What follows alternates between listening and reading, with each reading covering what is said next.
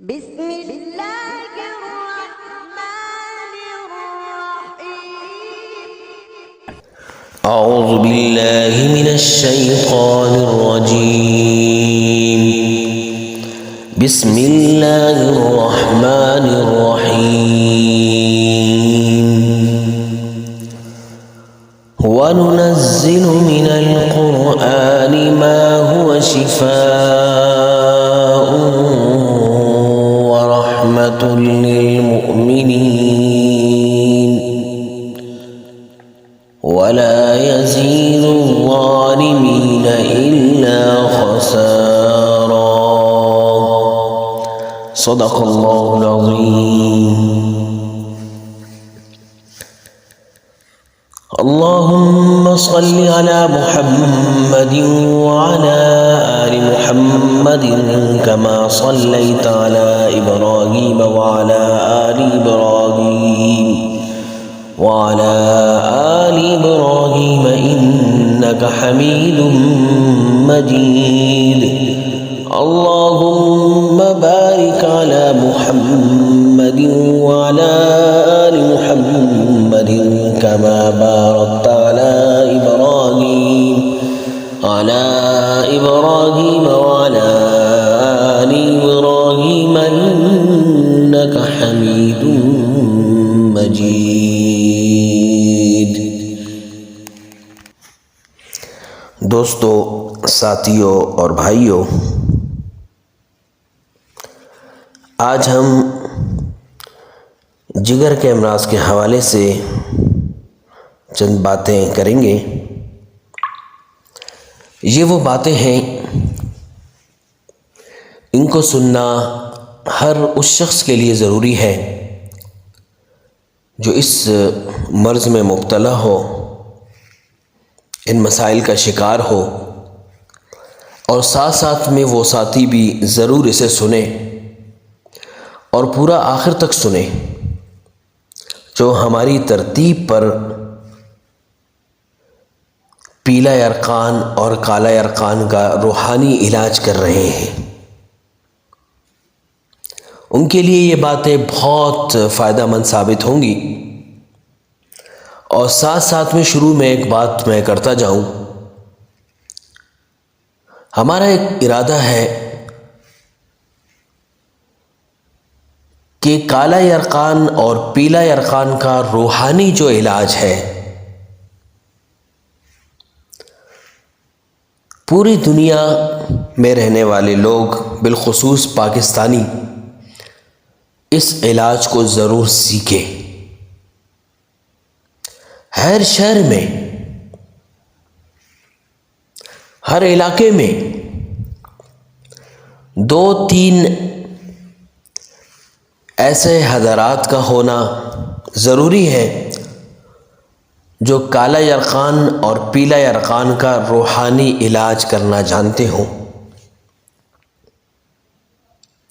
کیونکہ یہ طریقہ کار ایک ایسا طریقہ ہے جو بزرگوں کی طرف سے ملا.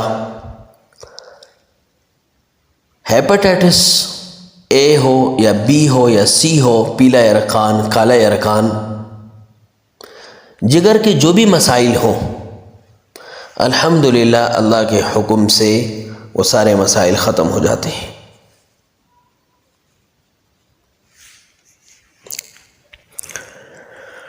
تو ڈاکٹر حضرات، حکماء اور اسی طرح علماء کرام اور دینی مدارس، مساجد سے تعلق رکھنے والے جتنے بھی لوگ ہیں، وہ اس روحانی عمل کو ضرور کریں تاکہ ان کے علاقے میں رہنے والے جتنے بھی کالا اور پیلا یرقان کے مریض ہیں، ان کو کہیں اور جانے کی ضرورت نہ پڑے.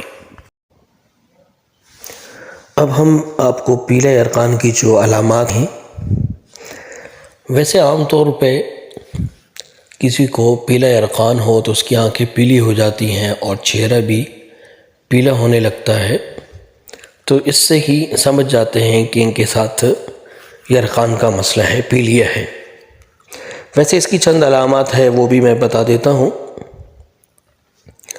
اس بیماری میں مریض کا جو منہ اور آنکھیں ہلدی کے مانند پیلی ہو جاتی ہیں،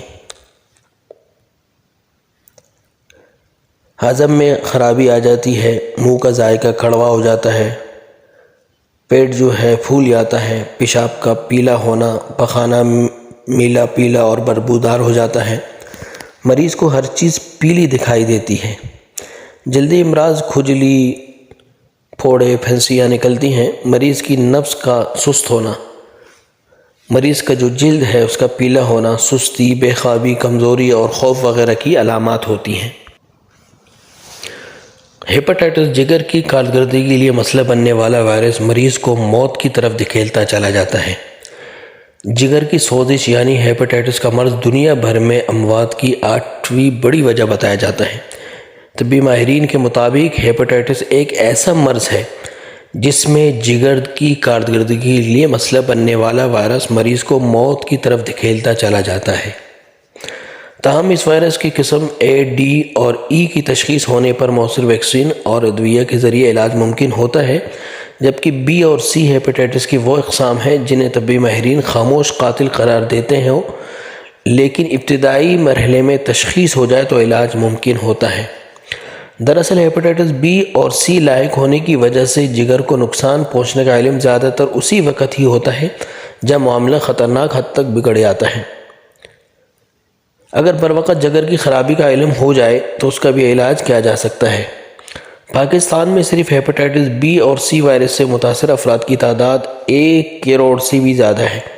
پاکستان میں صحت سے متعلق آگاہی کا فقدان، بیماریوں کا پھیلاؤ روکنے اور علاج معالجے کی ناکافی سہولیات کی وجہ سے ہیپاٹائٹس کے مریضوں کی تعداد میں بھی اضافہ ہو رہا ہے، جبکہ بروقت تشخیص نہ ہونے سے مریض کی زندگی کو خطرہ بڑھ جاتا ہے۔ لوگوں کا غذا اور دوا کے استعمال میں غفلت برتنا اور مختلف بیماریوں کے وائرس سے بچنے کے طریقے اپنانا یا احتیاطی تدابیر پر عمل نہ کرنا بھی موذی امراض کے پھیلاؤ کی ایک وجہ ہے۔ ہیپاٹائٹس سے بچاؤ اور جگر کی حفاظت کا انحصار اس بات پر ہے کہ افسانہ صحت اصولوں اور خود کو اس وائرس سے محفوظ رکھنے کے لیے طبی ماہرین کی ہدایت پر کتنا عمل کرتے ہیں۔ وائرس A اور E کا انفیکشن عموماً آلودہ اور گندا پانی پینے کی وجہ سے لاحق ہوتا ہے۔ اس کے علاوہ ناقص اور غیر معیاری غذا بھی جگر کی خرابی کا سبب بنتی ہیں۔ تشخیص کے بعد 6 ماہ تک علاج مکمل طور پر مذکورہ وائرس سے نجات دلا سکتا ہے اور انفیکشن ٹھیک ہو جاتا ہے، مگر اس مرض کی قسم B اور C کی وجہ سے خون اور انسانی رطوبتیں ہیں جن کے ذریعے مذکورہ وائرس کسی بھی صحت مند انسان کے جسم میں بھی منتقل ہو سکتا ہے۔ انتقال خون کا غیر محفوظ طریقہ اپنانا، استعمال شدہ سرنج یا جراحی کے آلات کو صاف کیے بغیر دوبارہ استعمال کرنا، ایک ہی بلیڈ اور کان چھیدنے کے لیے استعمال شدہ سوئی کا دوبارہ استعمال موذی مرض کے وائرس کے پھیلاؤ کا بڑا سبب ہے۔ طبی کتب پر نظر ڈالیں تو جگر کے انفیکشن کے اسباب کی کئی وجوہات اور متعدد بیماریوں کے نام سامنے آئیں گے جو ہیپاٹائٹس کے ذیل میں بیان کی گئی ہیں، لیکن بروقت تشخیص اور علاج ایسے کسی بھی انفیکشن سے نجات دلا سکتا ہے، لیکن B اور C کے علاج کے لیے طبی کوششوں کے ساتھ اس کا پھیلاؤ روکنے کے لیے اقدامات ضروری ہیں۔ یہاں ناخواندگی اور صحت سے متعلق آگاہی نہ ہونے کے علاوہ غربت بھی امراض کا پھیلاؤ روکنے میں رکاوٹ ہے۔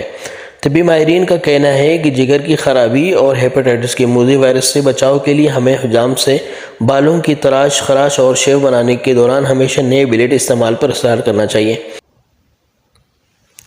منہ اور دانتوں کے مختلف مسائل اور امراض کی صورت میں چیک اپ، خصوصاً دانتوں کی صفائی کرواتے ہوئے اس بات کا یقین کر لیں کہ معالج کے طبی اوزار اور جراثیم سے پاک ہیں اور انہیں معیاری طریقے سے صاف کیا گیا ہے۔ اس کے علاوہ بچوں کی ختنہ کرواتے ہوئے بھی اس بات کا خیال رکھیں کہ اوزار جراثیم اور کسی بھی قسم کے علاج سے پاک ہیں۔ کسی بھی بیماری کے علاج کے لیے اسپتال جانے پر اگر انجیکشن کے ذریعے جسم میں دوا داخل کرنے کا ڈرپ لگوانے کی ہدایت کی جائے تو ہمیشہ نئی سرنج کے استعمال پر اصرار کریں۔ طبی ماہرین کا کہنا ہے کہ عام امراض جیسے نزلہ، کھانسی اور بخار وغیرہ یا کسی وجہ سے لگنے والی معمولی چوٹ اور زخم کی صورت میں درد کی شکایت پر مریض کو غیر ضروری طور پر انجیکشن لگانے سے گریز کریں۔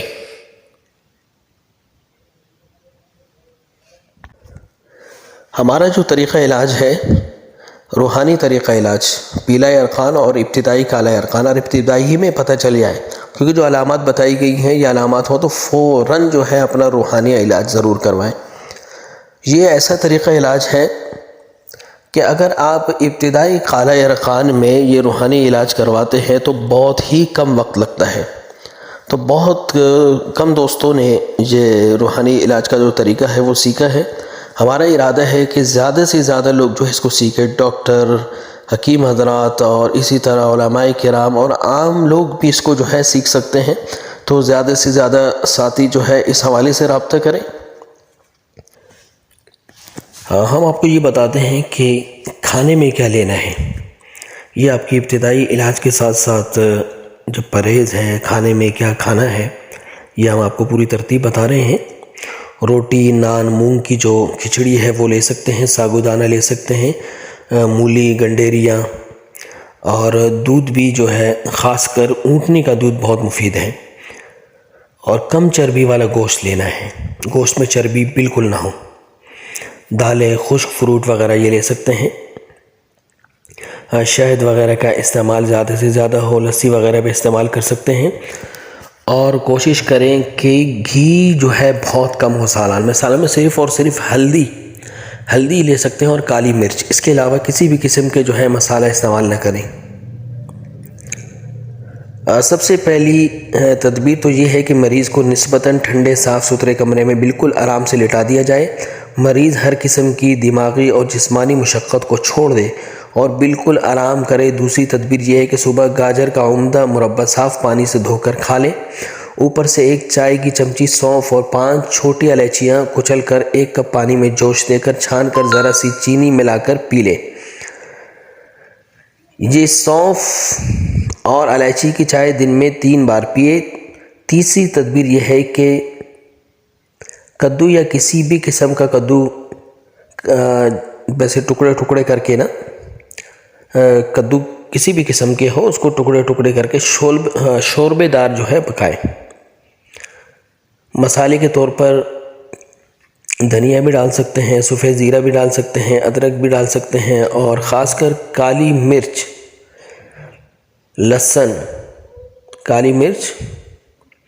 لہسن اور ہلدی یہ خاص کر آپ نے ڈالنے ہیں. اور اس کے علاوہ کسی بھی قسم کے گرم مسالہ نہ ڈالیں. اور جو کدو کا سالن بنا رہے ہیں اس کے جو کدو ہیں اس کو بھی کھانے ہیں اور ساتھ ساتھ بھی شوربے کو بھی پینا ہے. دوپہر کو کھانے کے بعد 7 گنڈیریاں ضرور کھائیں. اس کے علاوہ گرما، سردہ، انار، کیلا، خربوزہ وغیرہ بھی کھا سکتے ہیں، تربوز بھی کھا سکتے ہیں. اور اسی طرح مولی، گاجر، کھیرا، لوکی، توری بھی بغیر مرچ گرم مسالے کے پکا کر کھا سکتے ہیں.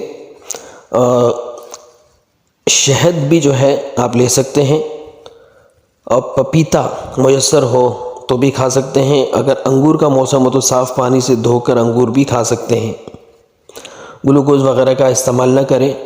ان تدابیر سے یہ جتنی بھی تدبیریں ہیں یرقان کو فوراً افاقہ ہونے لگتا ہے، اور اکثر و بیشتر مریض اپنے آپ کو بالکل ٹھیک محسوس کرنے لگتے ہیں. ظاہری علامات آنکھوں اور پیشاب کا پیلا پن جاتا رہتا ہے.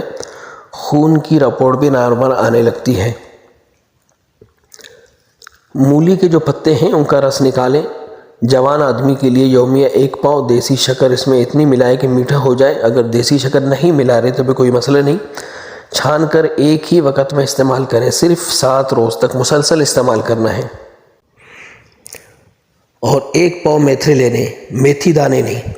اکثر پساری کے پاس آپ جاتے ہیں، ان کے پاس میتھرے نہیں ہوتے، وہ آپ کو میتھی دانے دے دیتے ہیں، تو ان کو کہنا ہے کہ ہمیں میتھرے چاہیے. 1 پاؤ میتھرے لے لیں اور 1 پاؤ الائچی لے لیں. الائچی جو چھوٹی الائچی جو ہوتی ہے ہری کلر کی جو ہیں وہ لے لیں. دونوں کو پیس لیں. 1 چمچ صبح اور 1 چمچ شام ہمرا دودھ استعمال میں لائیں. یہ جو جتنے باتیں کہی ہیں تو ایک تو روحانی علاج ہے. روحانی علاج کے ساتھ ساتھ ان تمام باتوں پہ عمل بھی کرنا ہے. جو پرہیز بتایا گیا ہے وہ پرہیز کرنا ہے. جو غذا استعمال کرنے ہیں آپ نے صرف انہی غذاؤں کو استعمال میں لے کر آئیں. اور یہ جتنی بھی باتیں بتائی ہیں ہم سے جو سیکھنے والے ساتھی ہیں، جو کالا اور پیلا یرقان کا جو عمل ہے کر چکے ہیں یا کرنے والے ہیں، ان ساری باتوں کو اپنی ڈائری میں محفوظ کر لیں. اور جو ہیپیٹائٹس کے مریض ہیں، پیرا اور کالہ ارکان کے مریض ہیں، وہ ان باتوں کو غور سے سنیں اور زیادہ سے زیادہ جو ہے اس پیغام کو شیئر کریں تاکہ زیادہ سے زیادہ لوگوں کو فائدہ پہنچے۔